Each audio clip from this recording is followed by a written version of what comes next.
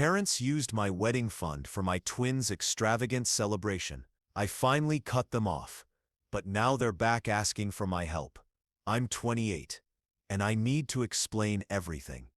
I've had a rivalry with my twin sister, Emily, for as long as I can remember. In my case, it wasn't just sibling rivalry. It was something deeper. My parents, without realizing it, actively encouraged competition between us. They always treated Emily like she was exceptional. I'll explain why. Emily is exactly 12 minutes older than me. Just 12 minutes. But in my family, that was enough to make her the golden child. From the day we were born, Emily was the miracle baby who could do no wrong. I wasn't a bad kid, but she always got the credit for my achievements. My earliest memory of this favoritism was in kindergarten. Both of us were in the school play. I had the lead role in Little Red Riding Hood, and Emily had 2 lines as a flower. She forgot her lines and started crying on stage. My parents rushed to comfort her and completely missed my performance. Later, they didn't even mention my role. They only praised Emily's bravery for trying. This pattern continued through primary school. If Emily got a C on a test, she'd be told, "You did your best." If I earned consecutive A's, it barely registered. In 4th grade, I spent weeks on a science fair project about renewable energy. I researched, built models, and spoke with regional environmental specialists. When I won 1st place, my parents barely acknowledged it. But if Emily had a rough day at volleyball, that was a big deal. After that, I stopped sharing my achievements. Their favoritism wasn't subtle. At family gatherings, my dad joked about Emily being the responsible older twin, even though she was just 12 minutes older. I stood there feeling like a shadow. Over time, this took a serious psychological toll. In middle school, I became extremely driven to prove myself. I joined student council, debate team, and math club. I stayed up late studying, while Emily coasted through school, getting attention for doing very little. One vivid example, in 8th grade, I competed at the state-level math competition. I studied until 2 or 3 a.m. Emily had a soccer game the same day. My parents didn't check on me.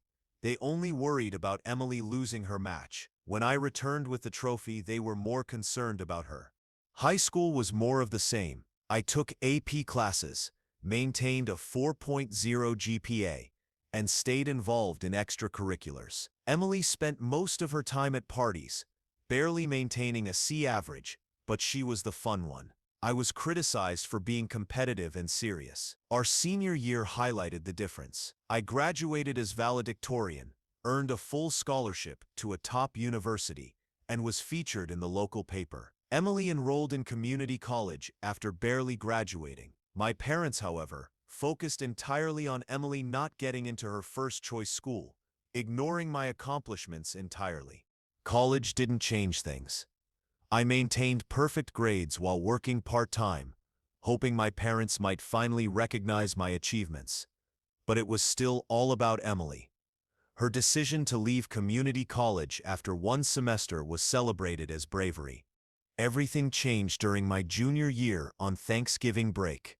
My uncle, who drinks too much, revealed something shocking. My parents hadn't planned to have twins.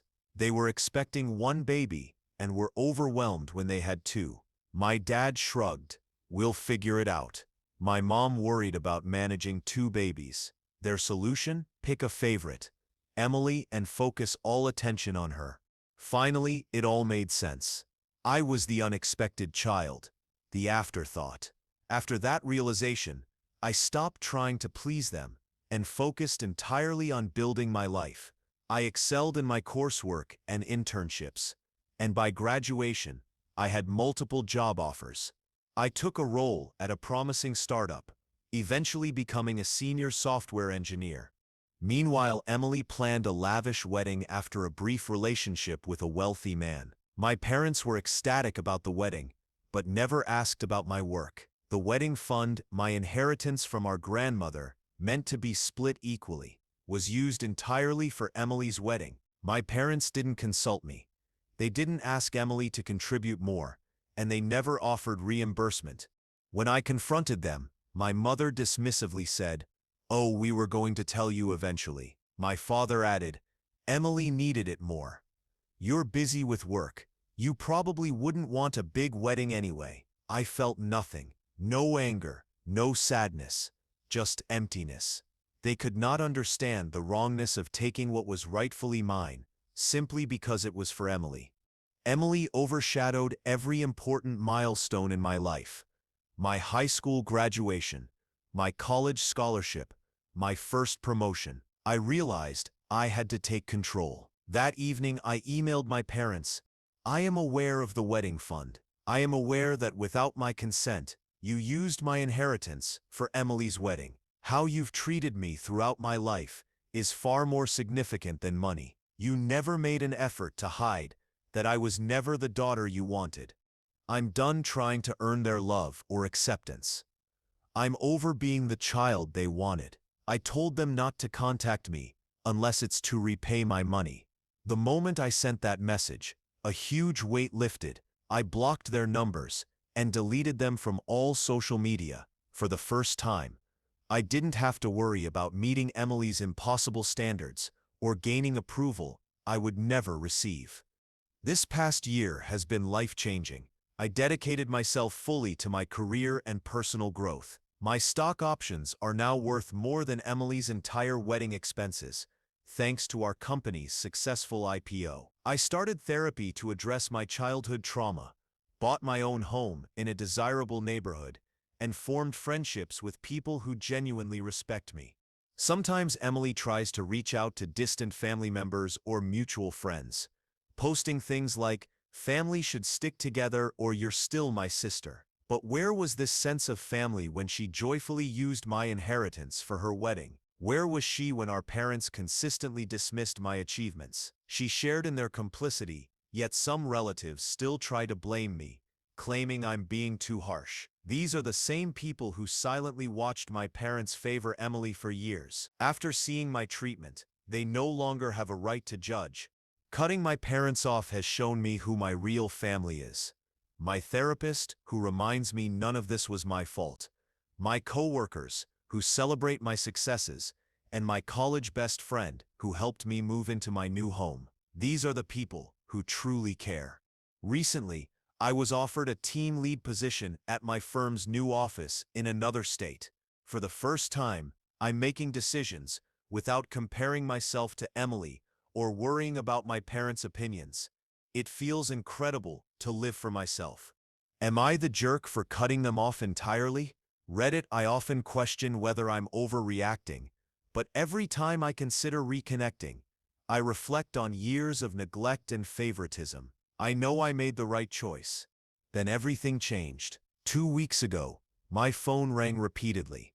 My uncle calling. Usually family calls signal trouble, but this was different. He was trembling. "Hey, it's Uncle Greg," he said. I knew something was wrong. "I need to talk about your parents," he added. My stomach sank. He explained that my parents had been in a serious car accident. My dad was in critical condition. My mom had multiple fractures. They had been hospitalized for days. Their insurance had lapsed months earlier, and medical bills were already mounting. "What about Emily?" I asked. He sighed. She couldn't help. She hadn't asked her husband for money, and she was busy with her new family. Typical Emily, always finding an excuse. She had no problem taking my fortune for her wedding, yet now she refused to contribute. For days, I struggled with whether to act. I had the financial means to cover the bills, but did I want to? I kept picturing them in hospital beds, wondering if I would show up, but I remembered their favoritism, the stolen inheritance, and the fact that they only contacted me now because they needed something. This was about money, not reconciliation. 3 days after Uncle Greg's call, Emily texted, "You're successful at work. Parents need help. This is your chance to act morally." Act morally. Where was that morality when she took my inheritance for her wedding? Eventually, my parents called. My mother, weak and on painkillers, said, "Sweetheart, we star in a difficult situation. Expenses may reach $200,000. We acknowledge our shortcomings. I interrupted. No, you don't, Stet. You never will. You didn't, Stet, contact me for 2 years, except for money. My dad protested. Family supports family. I couldn't, Set, hold back. Family helps family. When you used my inheritance for Emily Sepp's wedding, when you missed my college graduation, where were you during every major milestone in my life? You were too busy praising Emily. My mother began to cry. Her familiar manipulative tears. She asked if I would abandon them. I took a deep breath and said what I'd wanted to say for years. Yes. All my life you emotionally abandoned me. You treated me as Emily's shadow, your fallback option. Now, no. I will no longer be your last resort. My father tried to argue. But we said her family. I cut him off. We said her not. You decided Emily was the only child worthy of your love. I said her finished. Never contact me again. I blocked their numbers and texted Emily. They are also your parents. Deal with it yourself. The days afterward were difficult. I doubted my decision, asking myself if I was being too harsh. But every time I remembered their lifelong neglect and how they only reached out when they needed money, I knew I was right. Yesterday, Uncle Greg called again, trying to guilt me into helping with therapy and surgery. They might lose everything, he warned.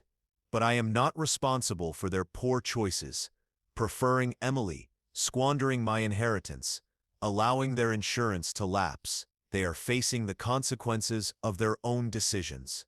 Some may call me heartless. Perhaps I am. But I spent my entire life trying to earn their love. I'm done being the fallback option. For the first time, I am choosing myself. My mental well-being and financial stability matter more than their guilt trips or poor planning. Reddit. I've shared before about cutting my parents off, but now I need your input. Am I the jerk for refusing to pay their medical bills? Even my therapist finds this situation complex. I feel conflicted, but I also recognize this is another example of them only reaching out when they need me. And believe me, the story doesn't end here. It's about to get more complicated. Update 2. 3 days ago, I was enjoying a quiet evening at home after a long workday preparing for our new office opening. Around 8:07 p.m., the doorbell rang. I wasn't expecting anyone. Most friends text before visiting. I looked through the peephole and froze.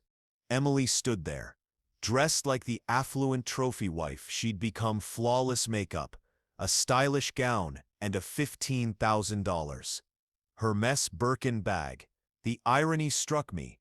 Her bag alone could cover a large portion of our parents' medical expenses. I considered pretending I wasn't home, but I've changed. I'm no longer intimidated by her. I opened the door calmly, leaning against the frame with a controlled, corporate-like composure. Well, if it isn't Set, my dear sister, what brings you here? Without waiting, she entered, scanning my apartment. The artwork, modern furniture, and floor-to-ceiling windows overlooking the city. She commented, very cozy, with that familiar, condescending tone. I asked bluntly, why are you here? She adjusted her scarf nervously. Mom and Dad are deteriorating. Mom's treatment isn't fully covered, and Dad needs emergency surgery. They might have to sell the house. Her knuckles whitened as she gripped her purse. Then came the familiar line, because you can help them. I laughed. Oh, you've been checking on me? How interesting. Did you research this before taking my inheritance for your wedding? I asked, referencing her refusal to help financially, despite her wealth. She hesitated, flushed red, and stammered about her new family and obligations. I interrupted firmly. Can Set you assist the parents who gave you everything, who paid for your wedding with my money, who prioritized you while neglecting me? She waved her hand dismissively. That's Sep's history. Now you're calling me selfish? That was the final straw. Years of resentment crystallized into a single, unambiguous resolve. I silently retrieved my laptop and documents from my home office and returned. "Emily, shall we talk numbers?"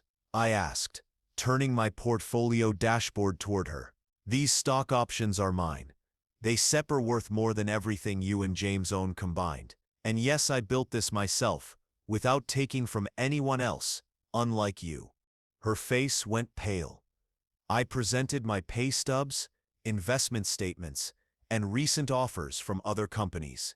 She muttered, "But you stare just a tech worker. Estim a senior development director." I corrected her. "I created this life for myself, while you relied on your husband Sit's wealth. I didn't take from anyone else to get here." She whispered that I was cruel. I shook my head. "Cruel? Basif ignored my entire life, while you showed up only when you needed something. Cruel is taking my inheritance for your wedding." I opened the door. "Are we finished here?" She clutched her purse one last time. She tried, "You still regret this," but the voice lacked conviction. I replied, "My only regret is not cutting you off sooner. Goodbye." Afterwards, I poured a $200 bottle of wine I'd been saving and stepped onto my balcony. The city lights reflected freedom and opportunity. For the first time, I felt completely free. No more living in Emily's shadow, no guilt, no searching for approval. The next morning, Emily had called every family member to paint me as callous and uncaring. Uncle Greg sent a long message about karma and family responsibility. I shared a detailed folder in the family chat. Inheritance documents, bank statements showing how my money was used for Emily's wedding, her texts refusing to help, and my current net worth. Silence followed. Only one cousin, Angela, commented, "Wow, you actually did it and succeeded on your own." In the days that followed, I accepted a promotion with higher stock options, put my apartment up for sale, and started searching for a new home, maybe even a penthouse. Emily sent one final text, "Mom's crying every night because of you." I replied, "She had years to cry about how you treated me," with a screenshot of my inheritance paperwork. That was the end. Blocking her and other family contacts felt like closing a chapter I should have finished years ago. Reddit, your encouragement reminded me I'm not alone, and that it's okay to put myself first. I've realized I didn't lose family. I freed myself from people who never treated me like family. Next week, I begin looking for a home in my new city. A new life, a new career, and a new home. For the first time, I'm genuinely looking forward to the future. Sometimes, being labeled selfish by toxic people is proof that you're finally advocating for yourself. Reddit, thank you. You helped me find my voice and my value.